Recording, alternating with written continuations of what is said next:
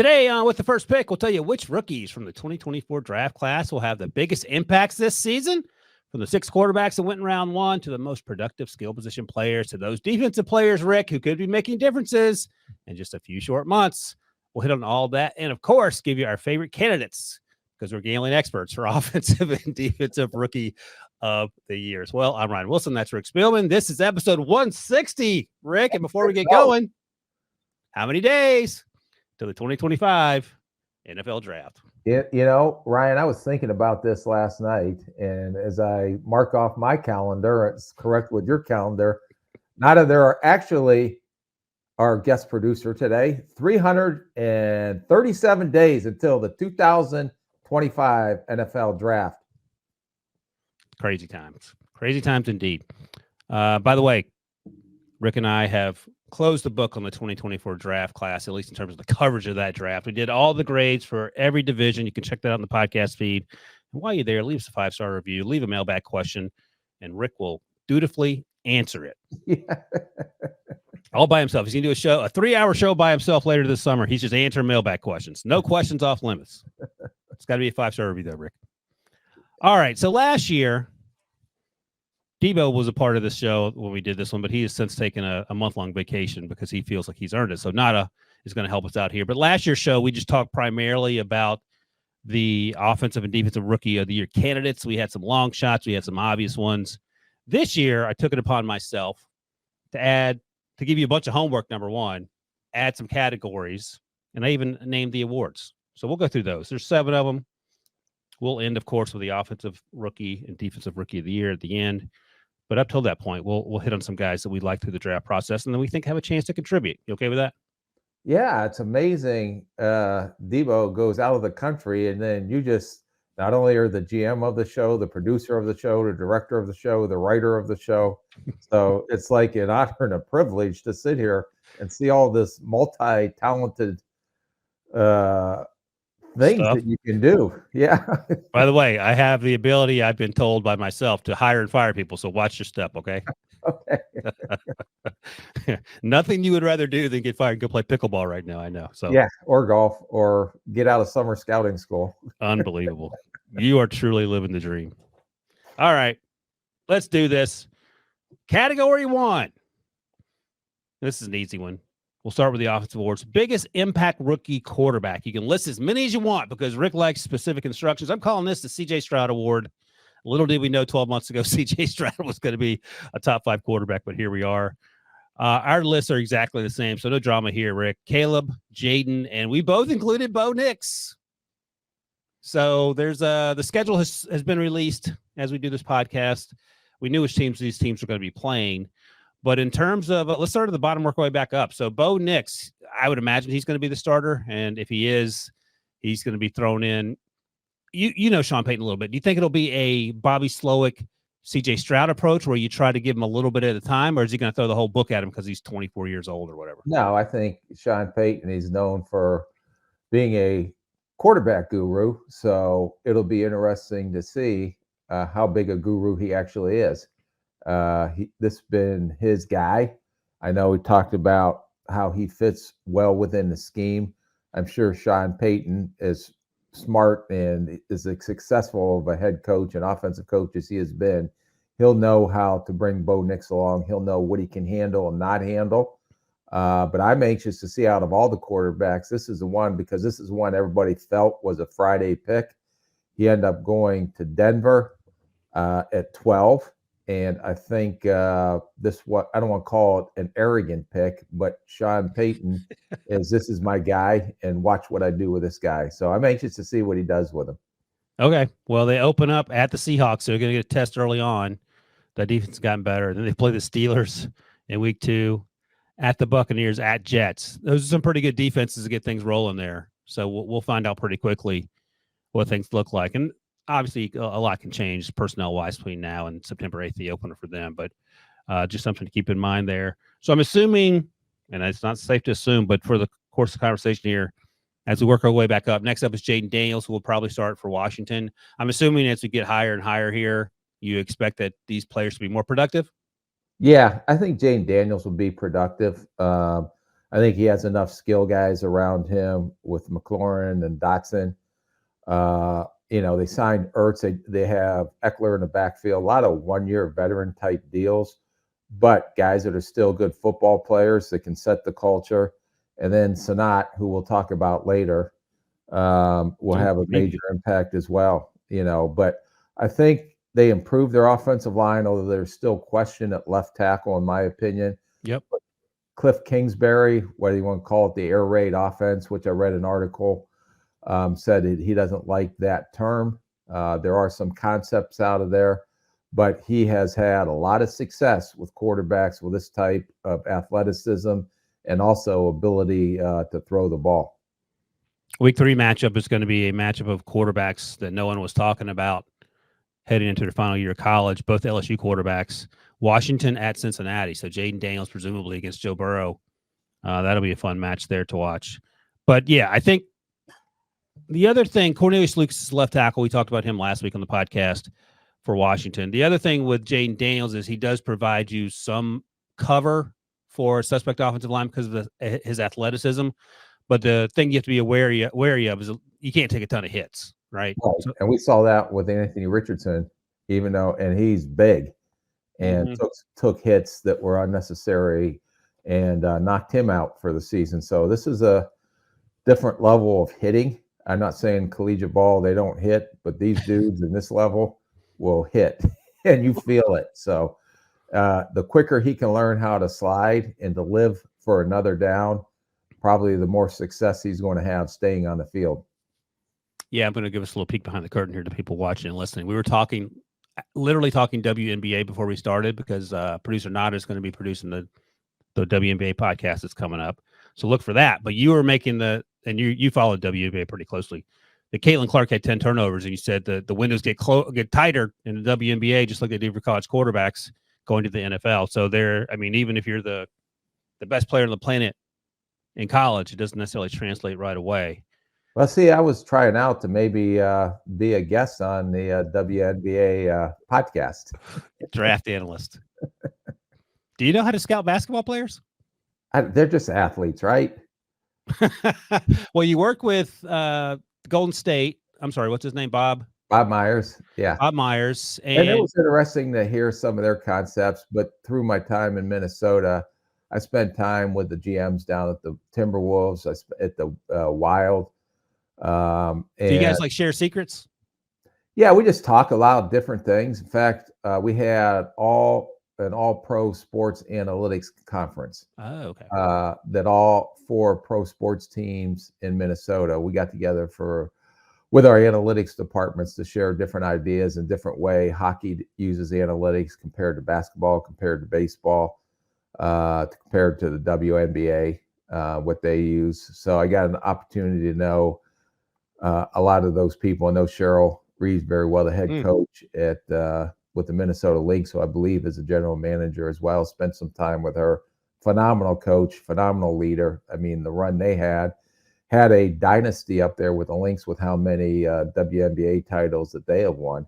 So I do have a little knowledge of it, but okay. This summer, not if I need to start studying and watching more games, I will do that just so I can be a contributor every now and then if you need me. Done and done. The other thing I want to ask you before we move on quickly, and again, I don't follow the NBA at all, but what do you think of the conversation about how NBA guys could play in the NFL? And what made me think of that is when you said when you see these NFL guys hit, it changes your opinion on whether you want to go out there and take those hits. Yeah, athletically they could. Yeah, it's the other part. That is a little smack in the mouth. Yeah, and if they're athletes, they can do. This is like NFL are great athletes, right? But I don't think a left tackle is going to be able to post up and do what he has to do, or a receiver going to be a shooting port. Now they all think they can because they all think they're should have been the NBA, but they chose football because they had a better opportunity to make it professionally. But I think when people talk about that, and I saw or read that or listened to it, that athletically they probably could, but the other part of the game, the hits, the violence, is a little different cat than. And the NBA can be physical, not as physical as it was when I was in Detroit watching the Bad Boys. Oh, you were there for that? I was there for that. Yeah, in the 90s. Oh my gosh. And man, was that a physical team. It was like, yeah, what they say in hockey is like they rolled a ball out and the fight broke out. Yeah. Right. Yeah. Yeah. You went to a fight and a hockey match broke out. Yeah. Yeah. Well, it was basketball then. But yeah, I just think the physicality of the game is a little different. And, you can say you can take those hits, but until you get jarred one across the jaw and start seeing stars and walking to the wrong sideline, then probably not. As B-Mac used to call it, you don't want to get a prom escort off the field. You don't want to be that guy. Yeah, man, I get it. I get it. I don't want to get hit at all. In the times that you would punch me when I wasn't acting properly, I did not like that. To be clear, Rick didn't hit me. Don't file any HR complaints. All right, here we go. Caleb Williams is at the top of our favorite to win the CJ Stroud Award. I don't think there's any controversy there. And let's see, who do they play? They have a good schedule. The first game of the season.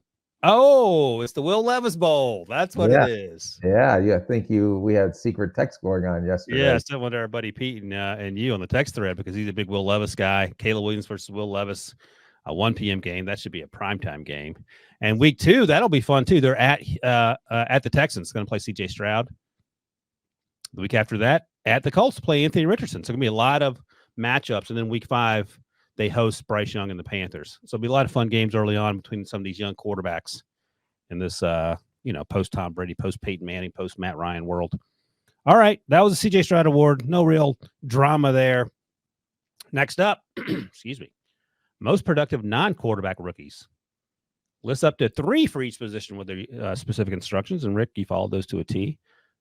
I went back and forth on what I should name this. I went with the first round pick. I didn't want to go down the Tank Dell rabbit hole for wide receivers. And we'll go by position here for the skill positions, and then we'll add offensive line because Tank Dell got hurt and he was a 3rd round pick. So I went with the Jordan Addison Award. You okay with that for the wide receivers? Yeah. Jordan Addison. He could have picked Zay Flowers. Could have been easy too. Yeah. So I wanted to think about the top 50 or so picks, and then because you draft these guys high, we'll start with your list. You took the, as you like to call it, low-hanging fruit with Marvin Harrison Jr. Yeah. Keon Coleman and Ladd McConkey. You can talk about those guys in any order you choose. Yeah. Marvin Harrison Jr. is going to be the number 1 target when you look at their depth chart. I mean, they have McBride. He could be a weapon in the passing game at tight end, but really there's no other receiver that I would consider a true number 1 or number 2 left on their roster. So I imagine Marvin Harrison Jr. is going to get as many targets as he can handle. So that's why I put him up top. Keon Coleman, he's got Josh Allen at quarterback. You got to look at the quarterbacks too with these guys as well. By the way, can I stop you quickly? I as I pulled up the Arizona depth chart, you just going to skim over Michael Wilson?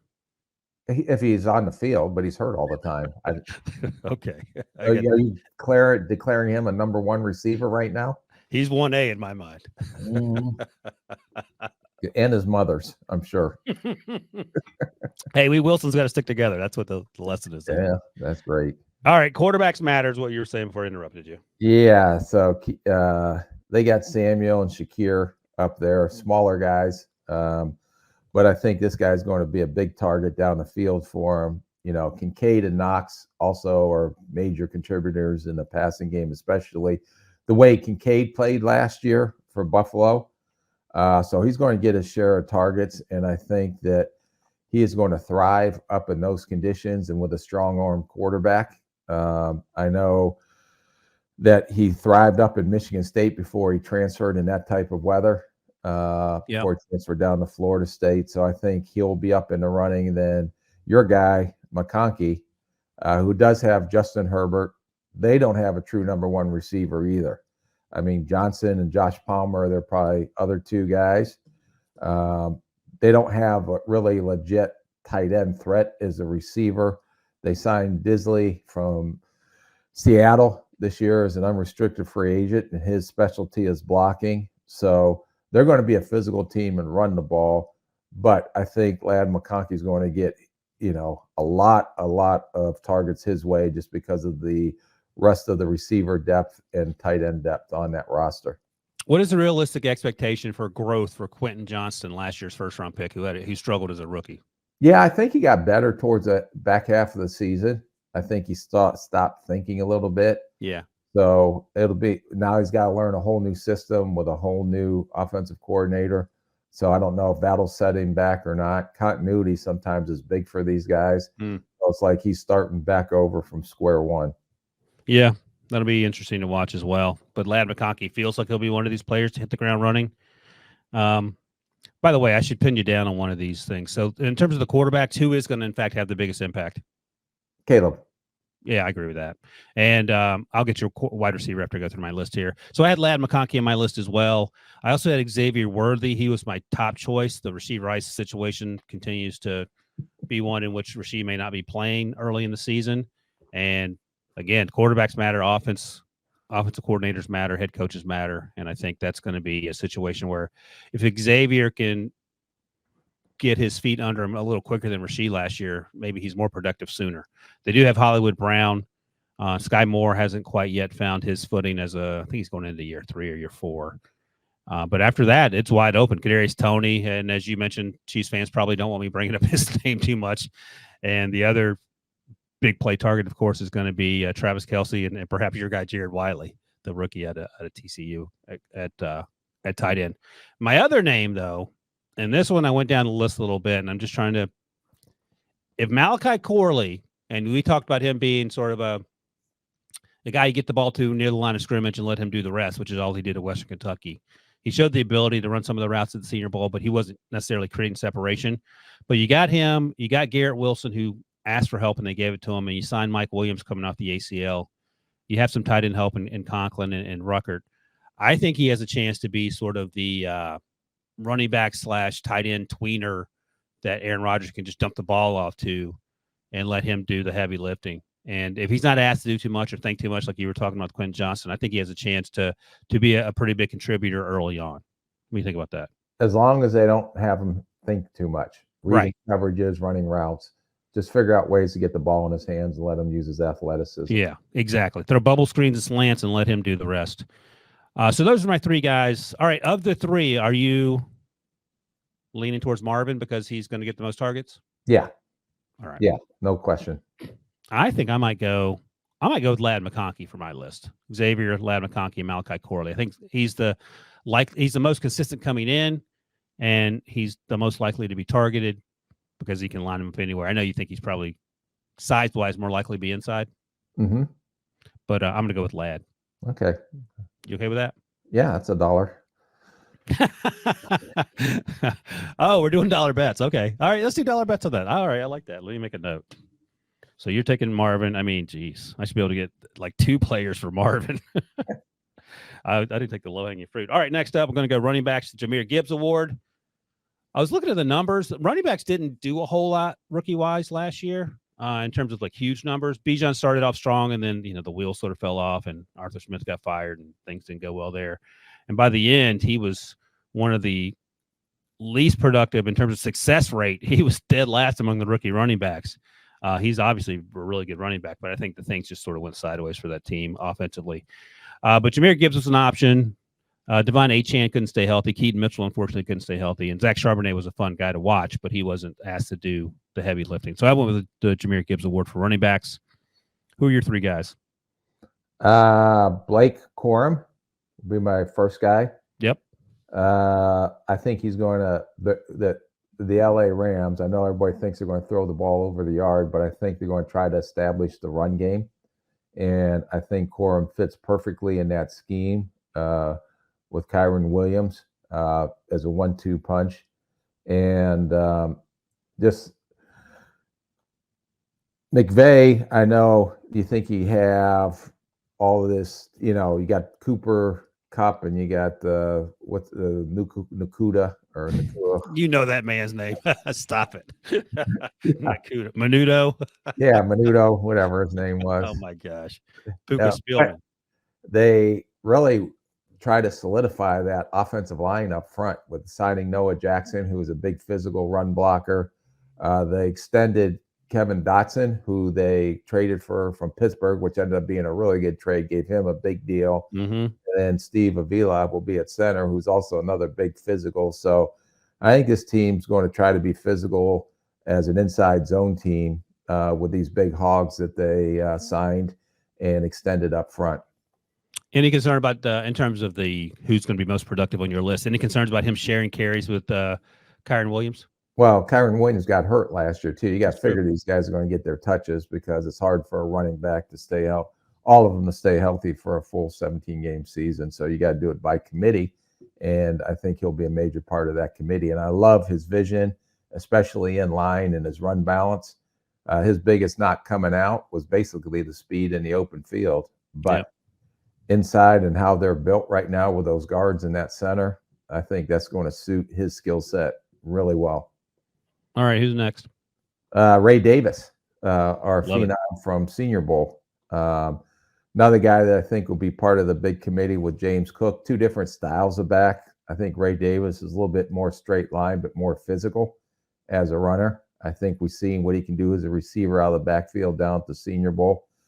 Last year, they ran the ball more once Joe Brady took over as the offensive coordinator and were effective running the ball. So I went with Ray Davis because I think that Joe Brady will continue the success rate they had last year running the ball. I know they'll still try to make plays in the passing game and things like that, but as they revamp that receiver room, they started to do that. And as Coleman gets his feet underneath him, that I think they're going to rely heavily on the run early in the season. And I think Ray Davis will be and Cook will be a pretty big 1-2 combination. No, I like that as well. Your next name is interesting because of the injury concerns. Jonathan Brooks down at Carolina. I thought before the ACL, he was the best running back coming out. We talked about it during some of our other podcasts, a kind of not as good or explosive as Bijan Robinson, a little more explosive than Roschon Johnson, who Chicago took. So we're somewhere in between those two.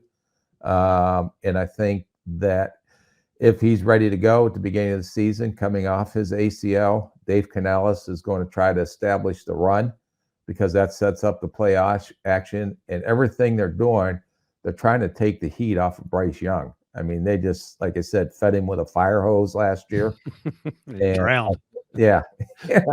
And I think that they're going to make things easier if they can establish the run game with Bryce so he's not throwing the ball 30, 40 times a game. Yeah. All right. Before you give your answer, let me tell you my three guys. Trey Benson for the Cardinals, Marshawn Lloyd for the Packers, Bucky Irving for the Buccaneers. Buccaneers Irving. I just realized that. Trey Benson, so it's James Conner ahead of him, and James Conner's 29 years old, heading into year 8.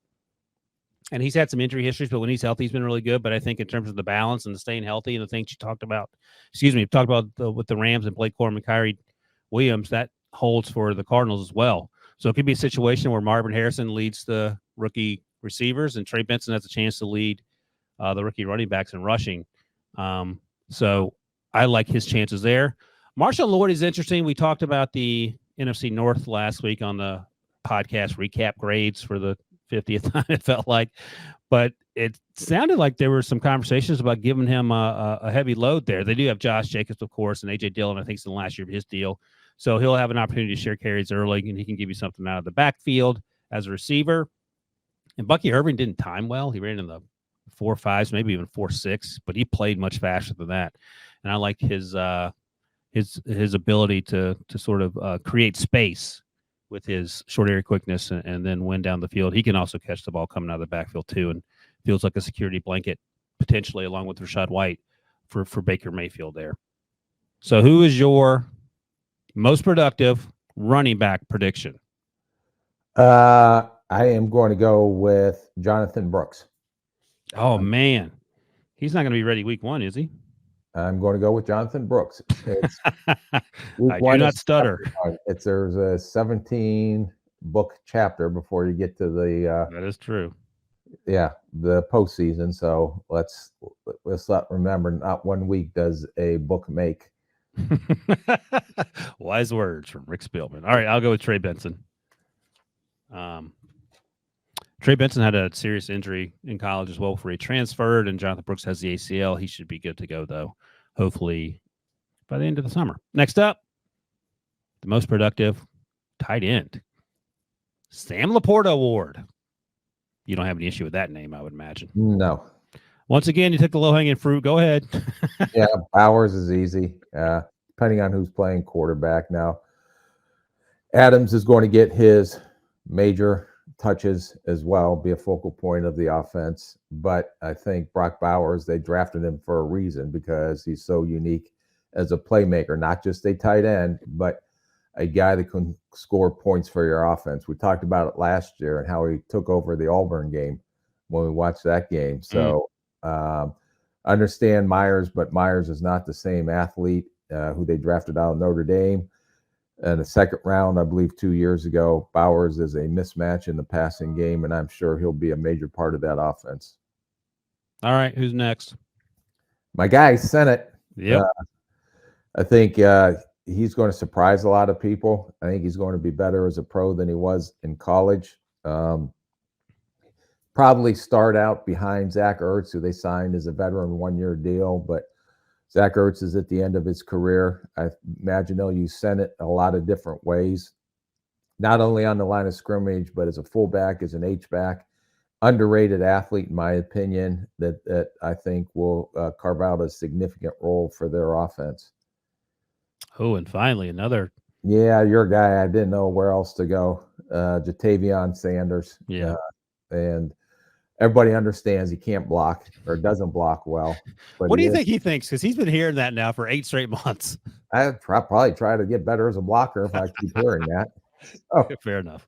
Yeah, but I imagine they'll use him as a weapon and try to play to his strengths and give Bryce Young another outlet at that position, because I do think this guy is athletic enough, plays faster than he timed at the combine, and he is a good route runner and can catch the ball, and he has some run skills after the catch.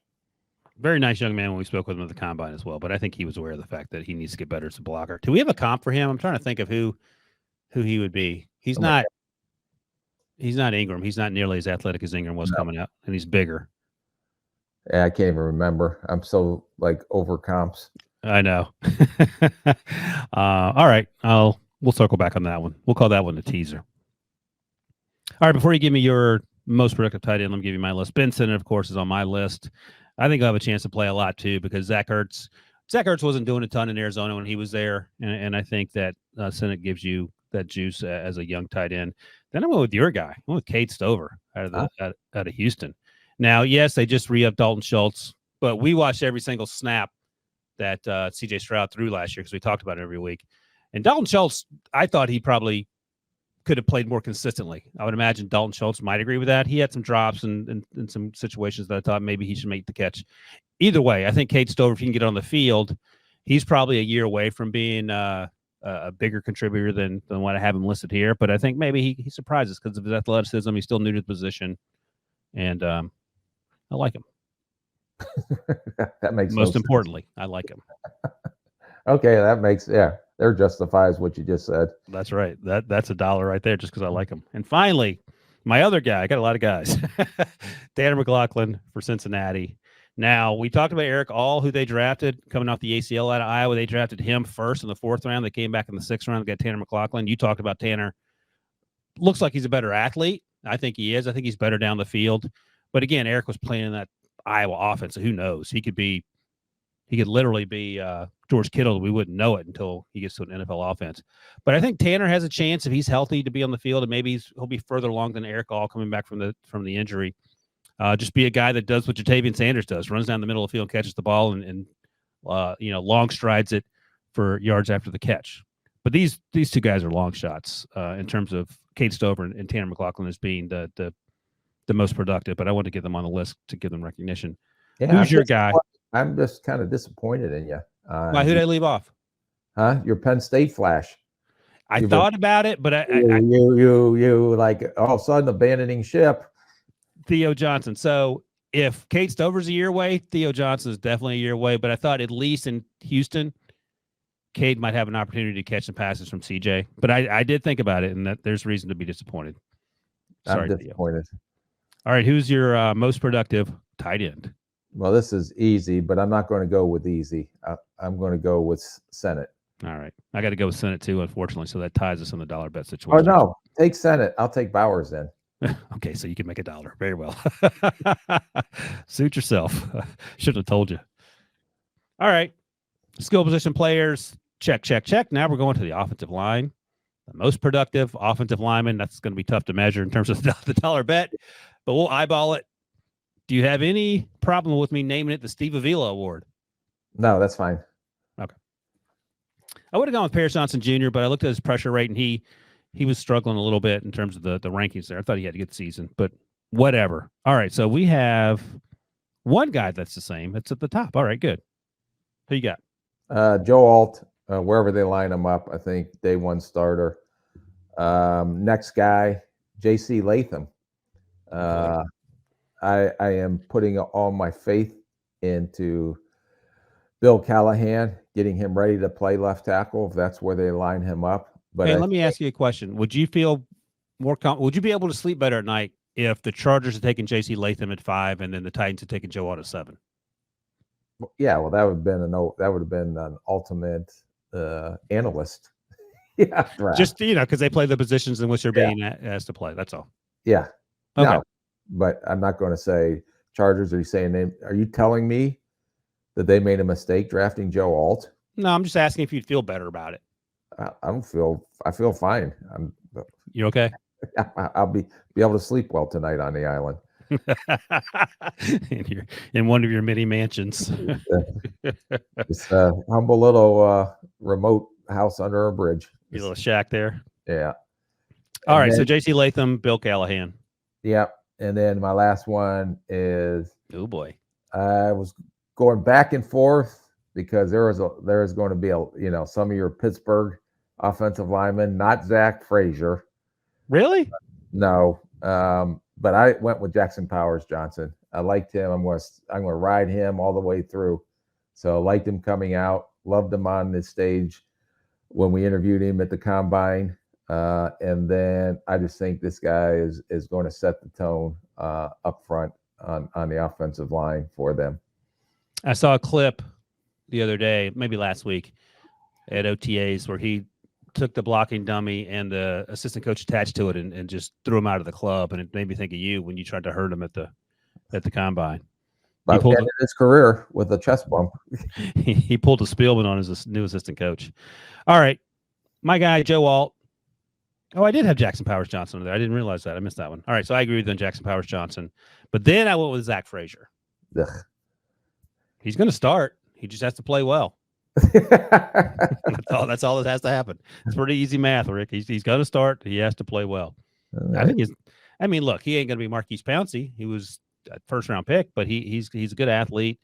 I think he moves pretty well in space. He needs to get a little more stout at the point.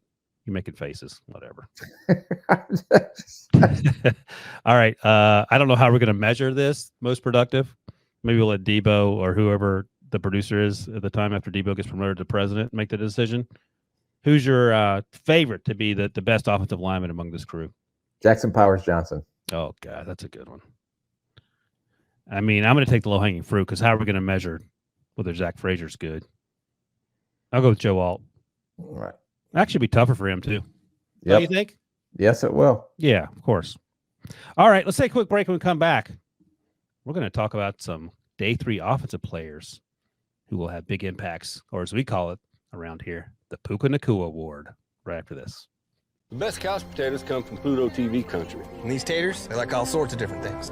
Survivor Channel, Ink Master Channel. If it's got a spaceship in it, I'm probably watching it. 3 channels dedicated to CSI. Whatever mood you're in, it's going to be easy watching. All right, Rick. Just to give you a heads up here, we have 15 minutes to get through the rest of this because I take the world's most expensive dog to the vet. So we'll put the pedal to the metal, as the kids say here. Day 3 offensive player who will have an impact as a rookie, or as I like to call it, the Puka Spielman Nacua Award. We both had Jaquan Jackson on the list, and you went above and beyond. And you had 2 extra names. Who's your dog saying? Sorry.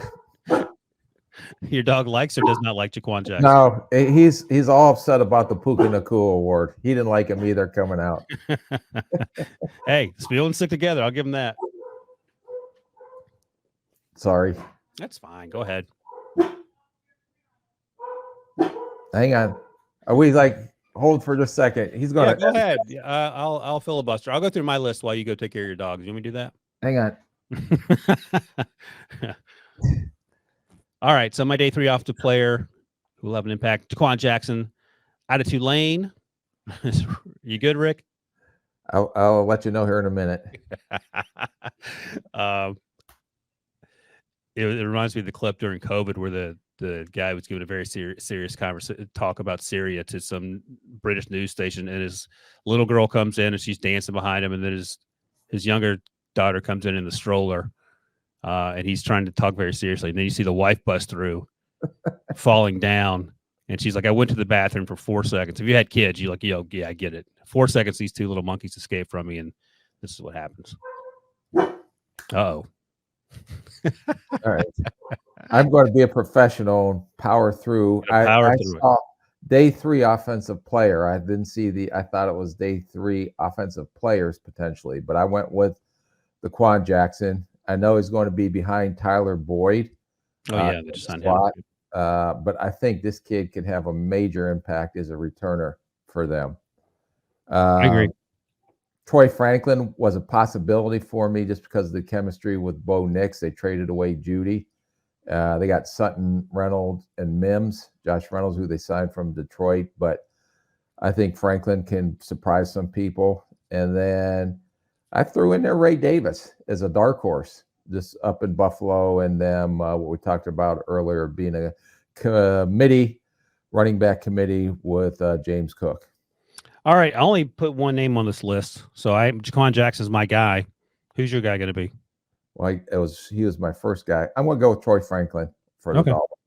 All right, and these will be dollar bets subsequent to reevaluation since we didn't follow the rules. All right, next up, let's hit the offensive rookie of the year here, and then we'll circle back to the defense. So this is the official award, the thing that we'll think happens. Last year, your picks, and we sort of try to think outside the box. You had Bijan, Bryce, and Jordan Addison. I had Jameer, Gibbs, C.J. Stroud, and Zay Flowers. C.J. won. This year, I listed a couple names, but you listed one. That's okay. It doesn't matter. I think we both took the layup. There's only one rookie of the year. Your offensive rookie. It doesn't say rookies of the year in your. That's true. I'm not going to hold that against you. That's on the person who sent out the email. You went with Caleb. Caleb was at the top of my list. He's the favorite right now at plus 110. So, you know what that means. It's a death. Yeah, it's a bet. So Caleb feels like the favorite. I also put Jayden on there, and Jayden Daniels, and then Malik Neighbors. And just looking at the odds, the latest odds, which I think were from like a week ago, Jayden is plus 320. So you win $320 if you bet $100. And then the other one I mentioned was Malik Neighbors. And let's see where old Malik is. Oh, Malik is plus 480. So you bet $100 to win $480 if you think Malik Neighbors could do it. We've had 5 wide receivers since 2000 win Rookie of the Year, 10 quarterbacks, and 9 running backs. The wide receivers, Odell Beckham, Jamar Chase, Garrett Wilson. It should have been Justin Jefferson, but it ended up going to Justin Herbert. That's true. That actually is true. That's a good point. All right. Let's take one more break, and then we're going to hit the defensive side of the ball and rip through these things and get my dog to the vet, and Rick's going to take his dogs for a walk right after this. From the world of Sonic the Hedgehog, is there anyone stronger? No. Tougher? No. Hungrier? Grapes was an interesting choice for someone who doesn't use fingers. Knuckles, now streaming only on Paramount Plus. All right, Rick, most productive defensive rookies. You can pick up to 3. Calling this the Will Anderson Award because we're starting with edge rushers and linebackers. You and I both went with Dallas Turner. And very interestingly, you and I both went with Edge Cooper. That copied me. I guess so. But our third pick is different. Dallas Turner, to me, ideal scheme fit in Brian Flores' defense. He'll be part of the rotation with Grenard and Van Ginkel, who they signed from Houston, and Van Ginkel from Miami. But I think with his skill set and with the pressure packages that they'll try to create different places for him to create pressure. So look for him to have a big year. And he's my favorite. Latu, I thought was my guy that you didn't have. I don't believe, but I thought he's going to come in and be an immediate impact for Indy, opposite of Kwity Paye. And then Edge Cooper, the reason I went with him is because they had to get more athletic on defense up in Green Bay, especially with Jeff Hafley coming in as a new defensive coordinator, going to a 4-3. Edge is the ideal middle linebacker. Now, the big question will be, can he wear the green dot or not? Or does Quay Walker, who they drafted in the, I believe, first or second round, first round a couple years ago, different style of linebacker. But if Edge Cooper can go out there and just play fast, I think he's going to be a big impact for Green Bay on defense. Yeah, I was surprised that I had 2 linebackers on this list. The reason for Edge Cooper is the reason you basically laid out. He's going to be running all over the field, has an opportunity to make plays. And then, of course, I had to stick with the Wilsons and the Steelers and Peyton Wilson if he's healthy. And he's looked good so far at OTAs or minicamp or whatever. No big deal there. Running around in shorts and T-shirts. But he's a great athlete. He just has to stay healthy. He's 24 years old. We know about that. They did get Patrick Queen. They have a Landon Roberts, so there's some depth in front of him. But I feel like if they like him, they're going to put him out there. He's feels like a one contract guy when you're 24 with 2 ACL injuries, correct? Yeah, we'll see. We'll see. All right, next up, defensive line. And this had to be the Kobe Turner Award, Rick. I could not believe Byron Murphy. No surprise. We both had Byron Murphy on the list. Oh, by the way, most productive in the Will Anderson group here. Who do you want? Oh, Dallas. Yeah, I'll take Edge. We'll see what happens. Just to mix it up. All right. The Kobe Turner Award, defensive lineman. We both had Byron Murphy. No surprise there. I didn't think you'd take my guy, Braden Fisk. I did. You took him, and he went a few picks early. He went early in the second round. The Rams traded up for him. All right. Yeah, he's a plug-and-play day one starter. Not Aaron Donald, but he'll bring that energy. And now look at their, defensive line with Verse, who we didn't even talk about or put up in there. Kobe Turner, Brian Young. They got some juice up front with a lot of youth. And then you went with a designated interior pass rusher. Your guy, Michael Hall Jr. Yeah. I think will be in a rotation. They have all those defensive linemen, but I think Jim Schwartz and the aggressive style that he plays on defense, I think he's going to have an impact as an inline rusher in third down situations. So I had Byron Murphy, Braden Fisk, and I added McKinley Jackson at Texas A&M, and that came out of left field because Lige Dudesable, our colleague, and I talked about him early in the Senior Bowl process, like around January, February, and I talked myself out of having him as a top 100 player or whatever, and he ended up going. I think he went in the third round. So I don't think he's going to be the most productive of this group, but I wanted to give him a little shout out for not trusting him early on. That's on me. All right, who's your guy? You going to go with the low-hanging fruit? Yeah, I'm going to go with Fisk. Oh, you're taking Fisk over Murphy? Yeah. Yeah, finally. I'll give you a low-hanging fruit. Thank you. You'll probably win that one. That'll make me even angrier. All right, next up, Joey Porter Jr. Award, most productive rookie defensive back, cornerback, or safety. We both had Tyrion Arnold, now with Detroit, but you went in a different direction with the other two guys. Yeah, I went with Sandra Steele. I think he's a perfect fit in Dan Quinn's scheme. He's going to be a tone setter. He's going to come in and start as a Nick right away, day one. And I think he'll be an impact on that defense. And then I went with Kool-Aid McKinstry. Udebo is in the last year of his contract, and opposite him is Lattimore, who's also a really good corner, but injured a lot. So I see Kool-Aid sneaking his way into that starting lineup, and probably, if you want to be totally honest with yourself, may not have the highest upside, but the most ready to play as a corner in the NFL. I was going to ask you, and you'll probably answer the question in a second anyway, more productive in year one in terms of the former Alabama teammates, Terrion Arnold or Kool-Aid McKinstry? I'm West Sill. My guy is going to be Terrion Arnold. I'm not going to sleep on Terrion. Terrion said he would tackle his mom into the dirt if she was playing press man against him. So, and if he's screwing up early in the season, I'll relay a message through some family members. No, I don't think he'll be screwing up after the talking to you gave him last fall. All right, my guy, Terrion Arnold. Then I went with Nate Wiggins. We talked about him during the AFC North draft recap. The Ravens were shocked that he was still there. I know he's slight of frame, 175 or whatever, but he's great ball skills. He ran in the 4.2s before he pulled his hip or whatever halfway through the race. I think he's going to have a chance to make some plays early for the Ravens down the field. Now, in terms of run support, we'll see how that goes. We just talked about, Rick did, about hitting people's a little different at that level, especially when you're 40 to 50 to 60 pounds lighter than everyone else. And then I went with Jayden Hicks, our buddy Pete Prisco's first round graded safety. And I know that obviously the Chiefs liked him. They drafted him. They see some Brian Cook in him. And Brian Cook was a second round pick out of Cincinnati. He got injured last year, but he was playing pretty well as a young defender. I think I think you agree, Rick. He's close. He's better closer to the line of scrimmage. Yeah. But I think he has a chance to be, a Talanoa Hufanga type guy who can be disruptive in the middle of the field and maybe get an interception here or there. All that said, you said you're going with Terrion as the most productive of this group for you? Oh, yeah. Yeah, by far. All right. I think he has the most crap in his neck where he don't care. I think you're right.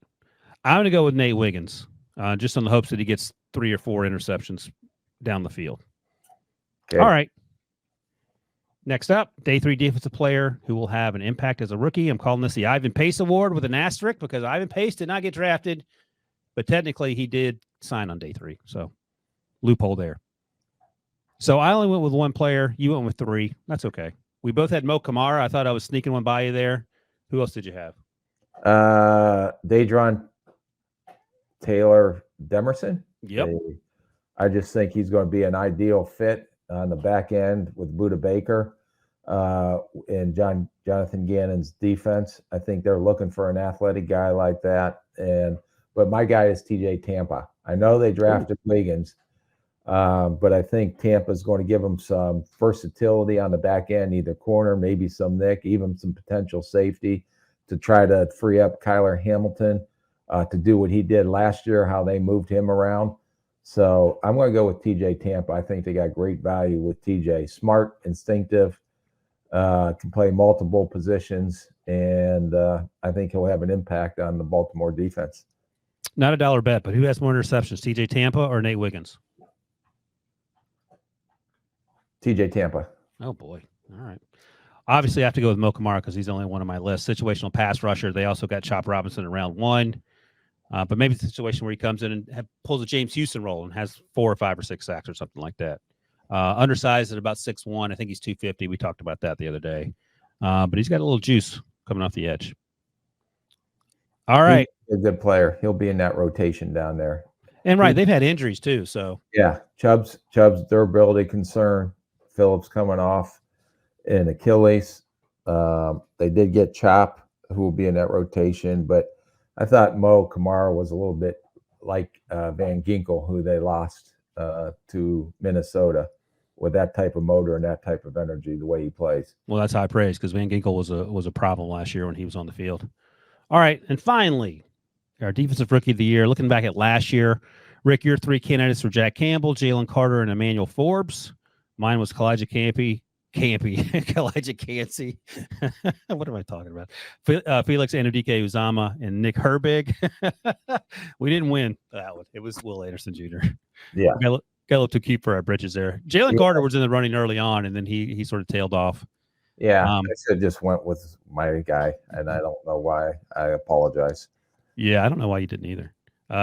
Nick Herbig really had a chance to win it there. I was close with that one. Yeah, boy. All right. So I listed 3 names, and the one I listed first is my favorite. I went with Byron Murphy, Dallas Turner, and Leatu Latu, and you went with who?